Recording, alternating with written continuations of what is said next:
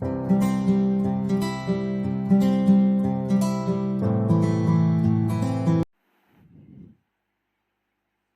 Morning all of you. बच्चों, मैंने कहा था पिछले वीडियो में, मैंने आपको सिलेबस के बारे में बहुत सारी चीजें बताई थी। आज बच्चों हम लोग अगले सेशन की तरफ आगे बढ़ेंगे। अगले सेशन दैट मीन्स कि आज से हम लोग स्टडी स्टार्ट करेंगे। आज हमारा सेकेंड लेक्चर है और सेकेंड लेक्चर में हम लोग बात करेंगे डिफिनीशन ऑफ पार्टनरशिप की। ये जो पहला चैप्टर हम लोग स्टार्ट करेंगे पार्टनरशिप से, मैंने सब कुछ समझाया था पिछले क्लास में आपको। बहुत सारे चैप्टर हैं पार्टनरशिप में। सबसे पहला बेसिक्स है, फिर हम सीखेंगे गुडविल कैसे कैलकुलेट करते हैं। तो बेसिक्स ऑफ जो फंडामेंटल की बात करते हैं, इस चैप्टर में सबसे पहले टॉपिक्स के बारे में बात करेंगे हम लोग डिफिनीशन ऑफ पार्टनरशिप। बच्चों आज से मैं बोर्ड पे जो लिखूंगा उसको आप लोग स्क्रीनशॉट भी लेंगे। थोड़ा टाइम मैं आपको दूंगा स्क्रीनशॉट लेने का, ठीक है? और एक एक बातों को आप समझेंगे। ओके, चलिए सबसे पहले स्टार्ट करते हैं meaning of partnership.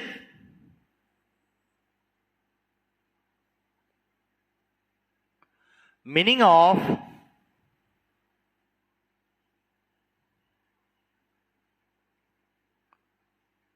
Partnership.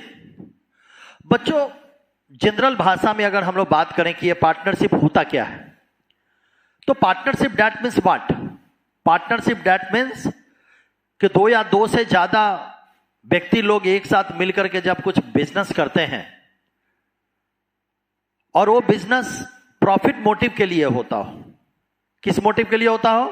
Profit motive के लिए होता हो, और बिजनेस सब लोग चलाते हो या सब में से कोई एक व्यक्ति भी उस बिजनेस को चला सकता हो, that's called be a partnership. लेकिन जब पार्टनरशिप एक्ट की बात करें तो पार्टनरशिप एक्ट जो बना वो बना पार्टनरशिप एक्ट 1932। एकदम ध्यान से देखेंगे, पार्टनरशिप एक्ट 1932, और पार्टनरशिप एक्ट ने पार्टनरशिप को डिफाइन किया। ओके, तो सबसे पहले हम लोग डेफिनेशन देखते हैं। डेफिनेशन देखते हैं, फिर डेफिनेशन को आगे हम लोग समझते हैं। डेफिनेशन को, partnership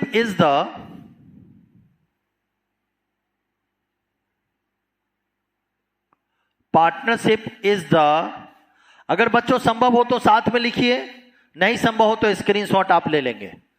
partnership is the relation between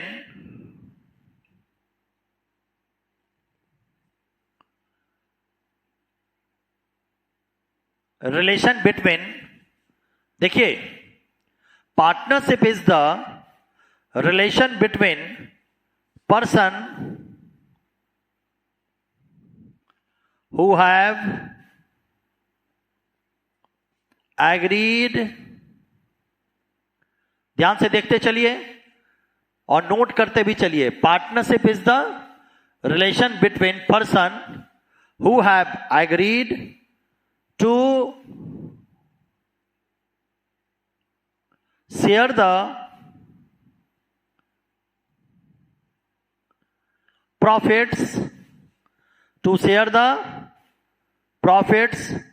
of a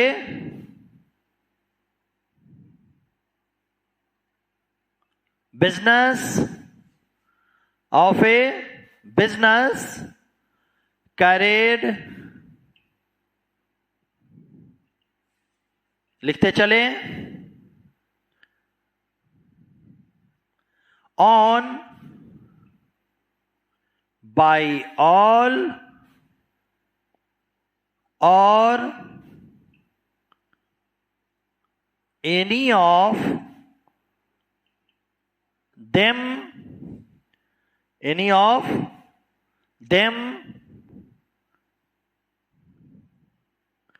acting for all। देखिए बच्चों, ये है पार्टनरशिप का डिफिनीशन जो कि प्रिस्क्राइब्ड है पार्टनरशिप एक्ट 1932 से। क्लियर लिखता है कि partnership is the relation between person that means, मान लो कि ए है, बी है और सी है, तीन लोग हैं जो पार्टनरशिप बिजनेस को करना चाहते हैं। तो तीनों लोगों के बीच का आपस का एक रिलेशन है, एक संबंध है, जिसको हम लोग क्या बोलते हैं, पार्टनरशिप बोलते हैं। तो सबसे पहला कंटेंट क्या है, सबसे पहला कंटेंट है कि पार्टनरशिप क्या है, एक रिलेशन है। पार्टनरशिप क्या है, partnership is the relation between person, partnership is the relation between person. अब इसके बाद कहता है, मान लो कि ए, बी और सी तीन पार्टनर हैं और तीनों पार्टनर आपस में पार्टनरशिप बिजनेस करना चाहते हैं।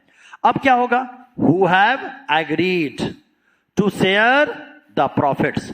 ये तीनों आपस में किस चीज को एग्री होंगे, किस चीज के लिए एग्री होंगे, प्रॉफिट्स को डिस्ट्रीब्यूट करने के लिए एग्री होंगे। किस चीज को एग्री होंगे, प्रॉफिट को डिस्ट्रीब्यूट करने के लिए तीनों क्या होंगे, एग्री होंगे। उसके बाद क्या कहता है कि of a business carried on by all any of them and acting for all.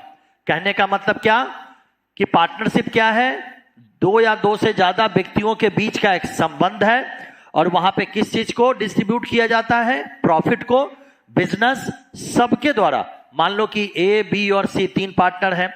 अब इस बिजनेस जो है इन तीनों के द्वारा चलाया जा सकता है या इस तीनों में से कोई एक पर्सन भी उस बिजनेस को क्या कर सकता है, चला सकता है बहुत अच्छे तरीके से। ओके, तो बच्चों सबसे पहले जो हम लोग को आज टॉपिक सीखना है वो यही सीखना है, meaning and definition of partnership.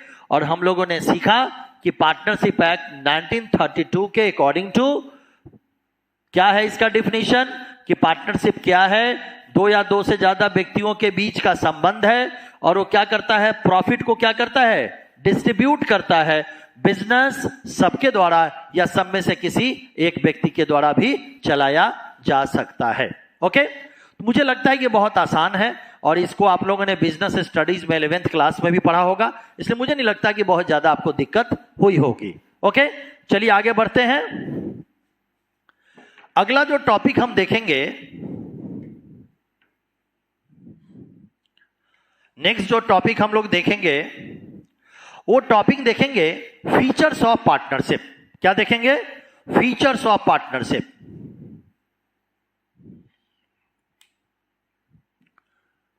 इसको हम लोग फीचर्स और कैरेक्टरिस्टिक्स ऑफ भी पार्टनरशिप बोलते हैं।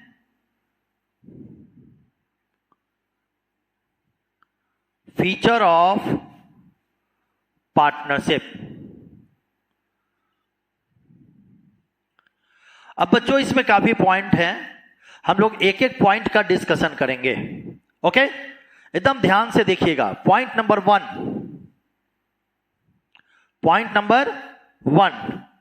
टू और मोर पर्सन। देखिएगा एकदम ध्यान से, यहां टू और मोर पर्सन का क्या मतलब है। टू और मोर पर्सन का मतलब है कम से कम दो लोग होने चाहिए। कम से कम कितने लोग होने चाहिए, दो लोग होने चाहिए कम से कम, ठीक है।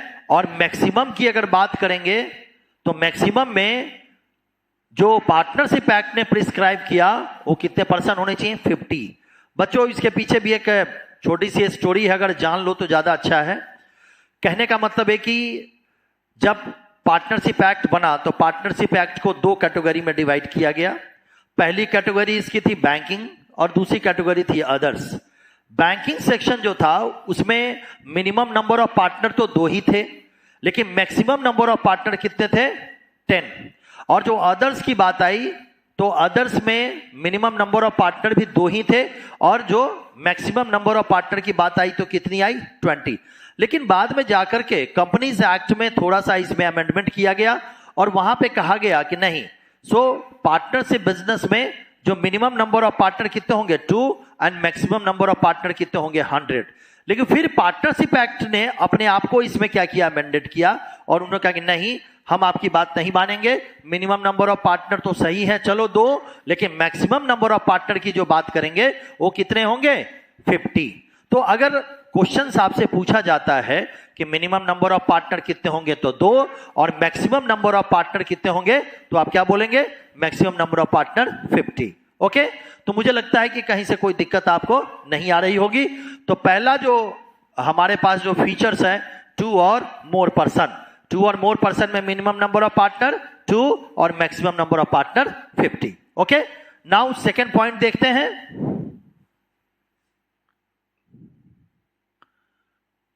एग्रीमेंट। बहुत ध्यान से देखिएगा बच्चों, बहुत ध्यान से।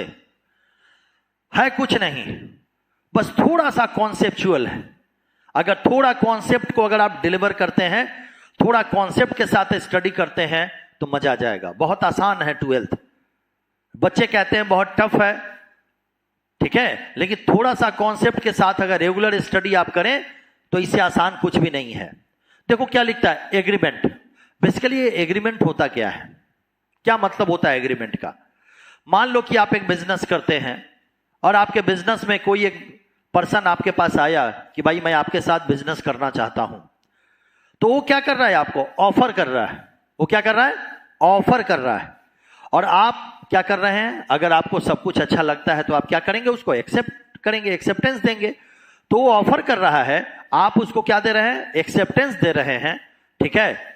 और ये अगर ऑफर और एक्सेप्टेंस अगर लीगली अगर हुआ तो ये क्या बन के तैयार हो जाता है? एग्रीमेंट बन के तैयार हो जाता है, ठीक है। तो इसको आप लोग म्यूचुअल कॉन्सेंट भी कह सकते हैं, ठीक है ना। अब सबसे बड़ी बात यहां पर यह है कि ये जो पार्टनरशिप एक्ट में बेटा जो एग्रीमेंट होता है, ये एग्रीमेंट 2 तरीके का होता है। Okay, first is the oral, ठीक है। Second is the written, second is the written. First is the oral, second is the written. ये रिटेन एग्रीमेंट क्या होता है? जब भी आप पार्टनर से बिजनेस करने जाते हैं, कुछ नहीं है, बहुत आसान है। जब भी आप पार्टनर से बिजनेस बेटा करने जाते हैं तो एक पेपर पे क्या किया जाता है कि हम लोग जितने भी हमारे टर्म कंडीशन होते हैं, हमारा रूल्स रेगुलेशंस होता है। Rules regulation for the examples की आपको प्रॉफिट कैसे डिस्ट्रीब्यूट करना है। इसमें जैसे पहला पॉइंट, प्रॉफिट कैसे डिस्ट्रीब्यूट करना है, ठीक है। क्या पार्टनर को सैलरी देनी है कि नहीं देनी है? पार्टनर को एक्स्ट्रा कंपनसेशन देना है कि नहीं देना है? इंटरेस्ट ऑन कैपिटल देना है कि नहीं देना है? इंटरेस्ट ऑन ड्रॉइंग देना है कि नहीं देना है? अगर लोन होगा तो उसके ऊपर कितना % इंटरेस्ट देना है? ये सारे रूल्स रेगुलेशन हम पहले तय कर लेते हैं। कोई पार्टनर का एडमिशन होगा तो क्या रूल्स रेगुलेशंस बनेगा? कोई रिटायर करेगा तो क्या रूल्स एंड रेगुलेशंस बनेगा? सारी चीजों को नीट एंड क्लीन करके हम लोग क्लियर बेटा कर लेते हैं। तो उन सारी चीजों को हम लोग क्या करते हैं? इस पेपर पे क्या करते हैं? पेपर पे क्या करते हैं? उसको लिख लेते हैं।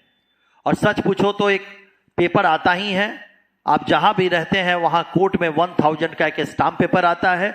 उस 1000 के स्टाम्प पेपर पे लेकर के सारी चीजों को हम लोग नोट डाउन कर लेते हैं। नोट करके पार्टनर उसके ऊपर सिग्नेचर कर लेते हैं और वो आपके लिए एक रिटन एग्रीमेंट बन जाता है। आगे बात करेंगे इसके बारे में। आगे अभी हम लोग को बात करना है, एक टॉपिक आपको पढ़ना है जिसको हम लोग पार्टनरशिप डीड के नाम से जानते हैं, तो वहां हम लोग इसकी बात करेंगे। तो बच्चों यहां एग्रीमेंट में पहला क्या हो गया? रिटन, और सेकंड क्या हो गया? ओरल। अगर मान लो कि आपने रिटन एग्रीमेंट प्रिपेयर नहीं किया है, अगर आपने रिटन एग्रीमेंट प्रिपेयर नहीं किया है तो एक बात समझ लो, ठीक है ना, कि बिजनेस आप चला सकते हैं, बिजनेस आप चला सकते हैं। लेकिन कैसे? हमने ओरली बातचीत कर लिया, हमारा जो पार्टनर है, पार्टनर के साथ हम लोग ओरली हम लोगों ने बातचीत कर लिया कि भाई हम ऐसे बिजनेस को चलाएंगे, ठीक है, हम इस तरीके से बिजनेस को प्रिपेयर करेंगे। लेकिन उसमें दिक्कत, ओरली बिजनेस में दिक्कत कहां आती है कि पार्टनर से बिजनेस के बारे में मैं आपको एक बात बताता हूं कि जितना आसान इसको क्रिएट करना है बेटा, ठीक है ना, उतनी ही जल्दी ये बिजनेस जो क्लोज भी होता है, इंड भी होता है। क्यों? लोगों के अंदर म्यूचुअल कॉन्सेंट की कमी हो जाती है, और जब लोगों के बीच में मतभेद आ जाएगा तब क्या होगा? तब बिजनेस में मतभेद आएगा और उसके बाद बिजनेस को चलाना बहुत मुश्किल हो जाता है। लेकिन मान लो कि अगर ये ओरल एग्रीमेंट है और इस ओरल एग्रीमेंट को लेकर के अगर आप कोर्ट में जाते हैं, आपके पार्टनर के बीच में किसी भी तरीके का अगर डिस्प्यूटेशन हो गया, मतभेद हो गया, तो अगर आप कोर्ट में लेकर के जाते हैं तो कभी भी याद रखना, कभी भी कोर्ट आपकी बातों को नहीं सुनेगा। कोर्ट आपसे एक ही बात पूछेगा, क्या कि आपके पास रिटन एग्रीमेंट है? आप कहते हैं नहीं मेरे पास रिटन एग्रीमेंट नहीं है, तो कोर्ट आपकी बात को नहीं सुनेगा। और ओरल एग्रीमेंट पे पार्टनरशिप बिजनेस आप चला सकते हैं, लेकिन अगर किसी तरीके का डिस्प्यूटेशन आता है, मतभेद आता है, तो उसका सॉल्यूशन नहीं निकलेगा। लेकिन नट सेल में फिर मैं एक बात बताऊंगा कि आप पार्टनरशिप बिजनेस को ओरली भी चला सकते हैं और आप रिटन में भी चला सकते हैं। ज्यादा अच्छा होता है कि अगर पार्टनरशिप बिजनेस का एग्रीमेंट क्या हो, रिटन हो। अगर एग्रीमेंट हमारा रिटन होगा तो ये ज्यादा बढ़िया है और ये ज्यादा अच्छा है। तो कितने पॉइंट्स हम लोगों ने देखा? हम लोगों ने सबसे पहला देखा टू और मोर पर्सन, और सेकंड क्या देखा? एग्रीमेंट। ओके, चलिए आगे बात करते हैं।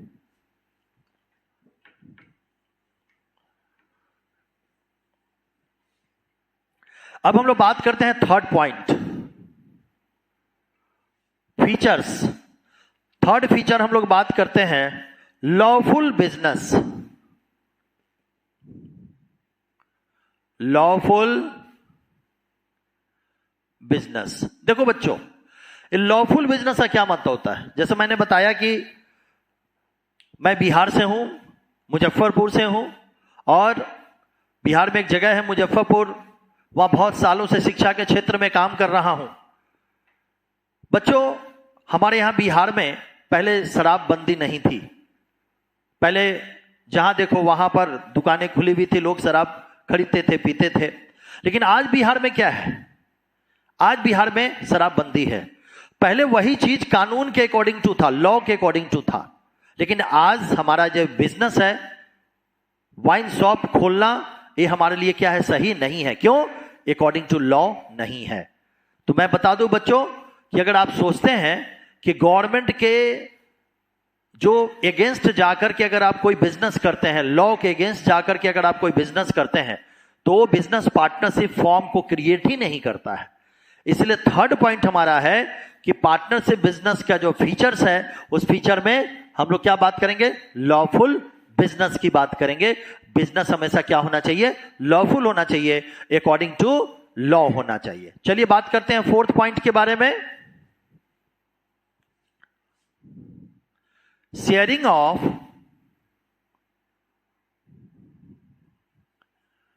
प्रॉफिट। शेयरिंग ऑफ प्रॉफिट, इसमें थोड़ा सा हम आपको थोड़ा सा डीपली ले जाएंगे, बहुत ज्यादा नहीं ले जाएंगे, थोड़ा सा ले जाएंगे, इसलिए कि जब उसकी जरूरत पड़ेगी नेक्स्ट क्लास में, नेक्स्ट सेशन में हम उसको करवाएंगे। शेयरिंग ऑफ प्रॉफिट, बच्चों याद रख लो, पार्टनरशिप बिजनेस में मान लो कि 3 पार्टनर हैं, ए, बी और सी। 3 पार्टनर हैं, ए और बी। तो चलो ठीक है, सी कहता है भैया मैं पार्टनर तो बनूंगा, लेकिन मैं आपसे कोई प्रॉफिट नहीं लूंगा। अब बताओ क्या वो पार्टनरशिप बिजनेस होगा? जी नहीं, नहीं होगा, किसी भी हालत में नहीं होगा। पार्टनरशिप बिजनेस हो तब तक नहीं होगा जब तक कि तीनों के बीच में प्रॉफिट का डिस्ट्रीब्यूशन नहीं हो। और जब प्रॉफिट का बच्चों डिस्ट्रीब्यूशन करते हैं, आगे जाकर के देखेंगे हम लोग, मैं आपको पढ़ाऊंगा, प्रॉफिट को डिस्ट्रीब्यूट करने का 3 तरीका होता है। सबसे पहला according to partnership deed, second is the in the absence of partnership deed, and third is the according to capital ratio. वो सब मैं आपको बताऊंगा आगे, जैसे जैसे समय आएगा वैसे वैसे सारे टॉपिक्स को मैं आपको बताता जाऊंगा, और एक एक वीडियो आपको हमेशा मिलता जाएगा जिसको आप देखेंगे, ठीक है, और देख करके आप सीखेंगे। मुझे लगता है कि किसी तरह की कोई दिक्कत आपको नहीं हो रही होगी। तो मैं क्या बात किया मैंने? फोर्थ पॉइंट हमारा क्या हुआ? Sharing of profit. प्रॉफिट को आपको क्या करना है? डिस्ट्रीब्यूट करना। अगर आप प्रॉफिट को डिस्ट्रीब्यूट नहीं करते हैं तो आपका पार्टनरशिप बिजनेस किसी भी हालत में नहीं होगा। ओके, चलिए आगे बात करते हैं फिफ्थ पॉइंट,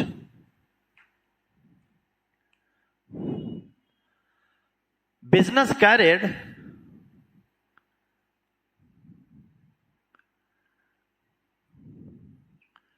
ध्यान से नोट करते चलिए, business carried on by all और any of them acting for all। देखिए क्या कह रहा है, एकदम सिंपल है, पहले भी मैंने डेफिनेशन में आपको बता दिया है। क्या कह रहा है, business carried on by all or any of them acting for all. Business जितने भी पार्टनर हैं, मान लो अगर आपके पास partner A B C 3 partner हैं, तो बिजनेस तीनों पार्टनर मिलकर के भी चला सकते हैं और कोई एक पार्टनर भी चला सकता है, या कोई 2 मिलकर के भी डिसीजन ले सकता है, चला सकता है। ओके, चलिए हम लोगों ने 5th पॉइंट तक देख लिया है, अब आगे बात करते हैं।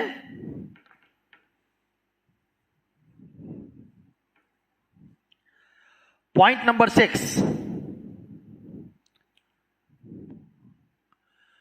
अनलिमिटेड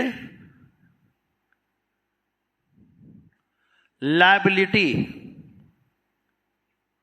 अनलिमिटेड लायबिलिटी, ध्यान से देखिएगा, अनलिमिटेड का क्या मतलब होता है, सबकी सारी रिस्पॉन्सिबिलिटी है। कोई पार्टनर ये नहीं कह सकता कि ये रिस्पॉन्सिबिलिटी मेरी है और ये रिस्पॉन्सिबिलिटी मेरी नहीं है। सारे पार्टनर की सब रिस्पॉन्सिबिलिटी है। पार्टनर से बिजनेस में जितने भी वर्क हैं, जितने भी काम हैं, जितना भी राइट्स है, जितना भी ड्यूटीज हैं, वो सारी ड्यूटी अनलिमिटेड है। पार्टनर से बिजनेस के लिए सारे पार्टनर को मिलकर के काम करना होता है। कोई भी पार्टनर ऐसा नहीं कह सकता कि ये काम मेरा नहीं है, ठीक है ना, इसलिए यहां पे अनलिमिटेड वर्ड को यूज किया गया हुआ है। ओके, नाउ नेक्स्ट पॉइंट देखते हैं हम लोग, 7 number point, mutual trust. Mutual, ये बच्चों ये पॉइंट बहुत एसेंशियल है, बहुत एसेंशियल है ये point, mutual trust. Mutual trust का क्या मतलब होता है, इसको हम लोग इंग्लिश में कंसेशनेस ऑफ आइडियम के भी नाम से जानते हैं, फ्री कॉन्सेंट भी बोल सकते हैं। तो कहने का मतलब म्यूचुअल ट्रस्ट, आपस में सबों का एक दूसरे के साथ क्या होना चाहिए, एक दूसरे पर भरोसा होना चाहिए। पार्टनर से बिजनेस का दूसरा नाम है भरोसे का बिजनेस। अगर पार्टनर से बिजनेस में एक दूसरे पर भरोसा नहीं है तो बिजनेस किसी भी हालत में नहीं परफॉर्म कर सकता, नहीं चल सकता, ठीक है। तो जो फीचर्स हमारे हैं वो कौन सा फीचर्स हो गया, 7 नंबर फीचर्स क्या हो गया, म्यूचुअल ट्रस्ट। मतलब सारे पार्टनर के बीच में आपस में क्या होनी चाहिए, एक सहमति होनी चाहिए, एक भरोसा होना चाहिए। ओके, नेक्स्ट पॉइंट देखिए, रजिस्ट्रेशन।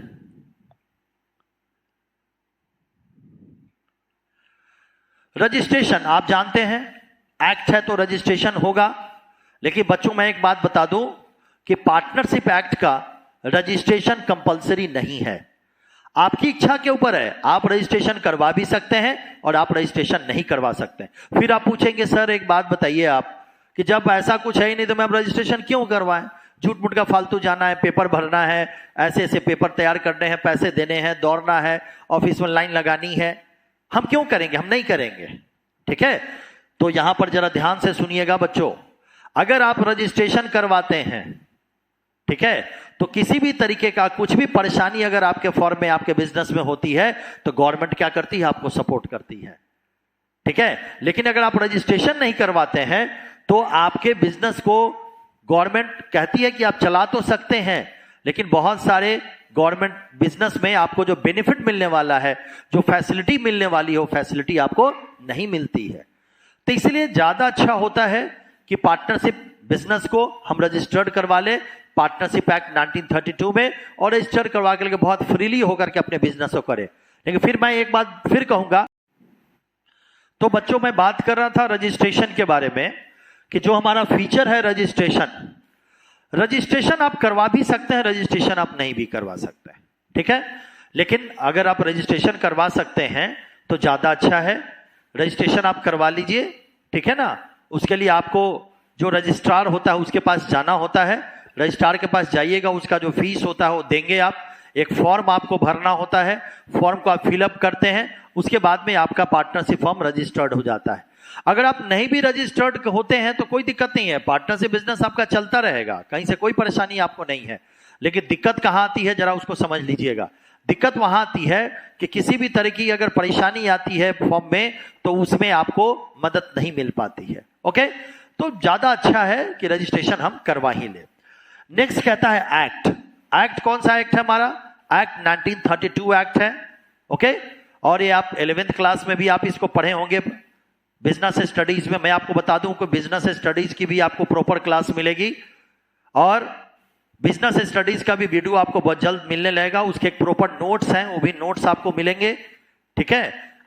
और वो जो नोट्स है उसको मैंने पूरे सिलेबस को बहुत छोटे छोटे पार्ट में कॉन्डेंस कर दिया हुआ है, छोटा बना दिया गया हुआ है, बहुत इजी गोइंग लैंग्वेज में मैंने लिखा है। वो एक बहुत अच्छी बुक भी है, वो पब्लिश भी होने वाली है बिजनेस स्टडीज की। तो मैं आपसे कहूंगा कि जो 11th क्लास में आपने जो पढ़ा था उसी का कुछ कॉन्सेप्ट यहां पे भी है। तो पार्टनरशिप का एक्ट कौन सा हुआ? 1932। And last is the restriction of transfer of share. Restriction of transfer of share का क्या मतलब हुआ?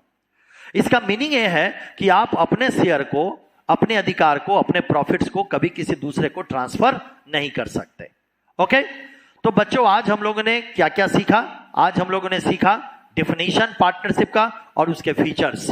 सच पूछो तो सीबीएसई के बच्चों के लिए भी इंपॉर्टेंट है और बिहार बोर्ड के बच्चों के लिए तो मोस्ट इंपॉर्टेंट है। और इसमें जो ऑब्जेक्टिव का क्वेश्चन बनता है वो मैंने आपको बताया था, जो मिनिमम नंबर ऑफ पार्टनर और मैक्सिमम नंबर ऑफ पार्टनर के जो क्वेश्चंस होते हैं वो ऑब्जेक्टिव्स का क्वेश्चन बनता है और आता ही आता है, हर एक एग्जामिनेशंस में पूछा जाता है। खैर बच्चों आज के लिए इतना ही है, लेकिन आप लोगों से निवेदन करेंगे कि घर में रहिए, स्वस्थ रहिए। अभी भारत में कुछ देर पहले मैंने देखा है कि भारत में जो यूके का स्ट्रेन है वो आ गया है और वो मिल गया है, इसलिए बहुत घबराने की बात है, चिंताजनक स्थिति है। तो जितना हो सके अपने घर में रह करके सुरक्षित रहिए और घर में रह करके पढ़ाई कीजिए। ऑनलाइन एजुकेशन में थोड़ा सा कंसंट्रेशन की बेटा जरूरत है। अगर आप ऑनलाइन एजुकेशन में थोड़ा सा कंसंट्रेशन दें तो मुझे लगता है कि शायद यूट्यूब चैनल पे ही बहुत सारे टीचर बहुत अच्छा काम कर रहे हैं, किसी तरह की कोई परेशानी नहीं है। ओके, तो नेक्स्ट वीडियो जो आपको मिलेगा वो मिलेगा पार्टनरशिप डीड का, और उसमें हम बताएंगे कि पार्टनरशिप डीड क्या होता है, in the absence of partnership deed क्या होता है, और उसके कुछ क्वेश्चंस मैं आपको करवाऊंगा। ओके, आज के लिए थैंक यू, धन्यवाद।